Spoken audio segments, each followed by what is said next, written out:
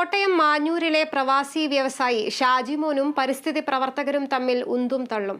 ഷാജിമോന്റെ സ്ഥാപനത്തിന് മുന്നിലെ റവന്യൂ ഭൂമിയിൽ നിൽക്കുന്ന പ്ലാവ് കരിഞ്ഞുപോയതുമായി ബന്ധപ്പെട്ട തർക്കമാണ് സംഘർഷത്തിന് കാരണം. കടുത്തുരുത്തി പോലീസ് സ്ഥലത്തെത്തി ഇരു കൂട്ടരെയും നീക്കി. ഈ കാണുന്ന കരിഞ്ഞുണങ്ങിയ പ്ലാവാണ് വിവാദങ്ങൾക്കും സംഘർഷങ്ങൾക്കും കേന്ദ്ര കഥാപാത്രം. ഷാജിമോന്റെ ബിസ ക്ലബ് ഹൗസ് എന്ന സ്ഥാപനത്തിന് മുന്നിലെ പ്ലാവ് കരിഞ്ഞുപോയതിനു പിന്നിലെ ദുരൂഹത അന്വേഷിക്കണമെന്നാവശ്യപ്പെട്ട് രാവിലെ ഒരു കൂട്ടം പരിസ്ഥിതി പ്രവർത്തകർ എത്തി. ഇത് ചോദ്യം ചെയ്ത ഷാജിമോനും കൂട്ടാളികളും ആക്രമിക്കുകയായിരുന്നുവെന്ന് സമരക്കാർ പറയുന്നു. ഞാൻ ഊഹിച്ചു ചിലപ്പോൾ ഇയാൾക്കെതിരെ കേസിന് വേണ്ടി എതിർകക്ഷി ഉണക്കിയതായിരിക്കാം എന്ന്. പക്ഷേ അതല്ല, ഇതിനകത്ത് ഇയാൾക്ക് തന്നെ കൈയുണ്ട് എന്നുള്ളതിന്റെ കൃത്യമായ തെളിവാണ്, കൃത്യമായ ബോധ്യമാണ് ഇത്രയും വയലന്റായി ഞങ്ങൾക്കെതിരെ പ്രതികരിച്ചത്.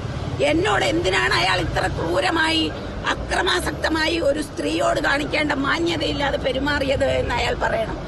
എന്നാൽ ചില രാഷ്ട്രീയ നേതാക്കളുടെ പിന്തുണയോടെ തന്റെ സ്ഥാപനം തകർക്കാൻ മനഃപൂർവ്വം പ്രശ്നങ്ങൾ സൃഷ്ടിക്കുന്നതായാണ് ഷാജിമോന്റെ വാദം. ഒരു എൻക്വയറി നടക്കുവാട്ടെ, ഒന്നും ചെയ്യാതെ 15 കോടി രൂപ മുടക്കി നടന്ന പ്രസ്ഥാനത്തിന് മുമ്പ് ഇവരെ പോലുള്ള ആൾക്കാർ തോന്നുവാസം കാണിക്കുമ്പോൾ അതിന് ഇവര് പോലീസുകാർ കൂട്ടുനിൽക്കുക ചെയ്യുന്നത്. ഒന്നും ചെയ്യാം. എന്തുകൊണ്ട് എൻക്വയറി നടത്തുന്നില്ല, ഇതിനെ കുറിച്ച് കംപ്ലൈന്റ് കൊടുക്കുന്നില്ല. കംപ്ലൈന്റ് കൊടുക്കാൻ ഇവർക്കെന്താ സാധിക്കാത്തത്? ആരെങ്കിലും ഒരു ലോക്കൽ ആളുകൂടെ ഉണ്ടോ ഈ കൂട്ടത്തിലുണ്ടോ? ഈ പ്രദേശത്ത് ആളുള്ള ആളുകളുണ്ടോ? ഇതെല്ലാം എങ്ങാണെന്ന് കെട്ടിയിറക്കിയ ആൾക്കാരാ. ഇവിടെയുള്ള ജനങ്ങൾക്ക് അറിയാം ഇതിനെ കുറിച്ച്. ഷാജിമോൻ ശാരീരികമായി ഉപദ്രവിച്ചെന്ന് കാട്ടി വനിതാ പരിസ്ഥിതി പ്രവർത്തക പോലീസിൽ പരാതി നൽകി. കെട്ടിട ലൈസൻസിനെ ചൊല്ലി പഞ്ചായത്തിന് മുന്നിൽ സമരം ചെയ്ത ഷാജിമോന്റെ പ്രതിഷേധം വാർത്താശ്രദ്ധ നേടിയിരുന്നു.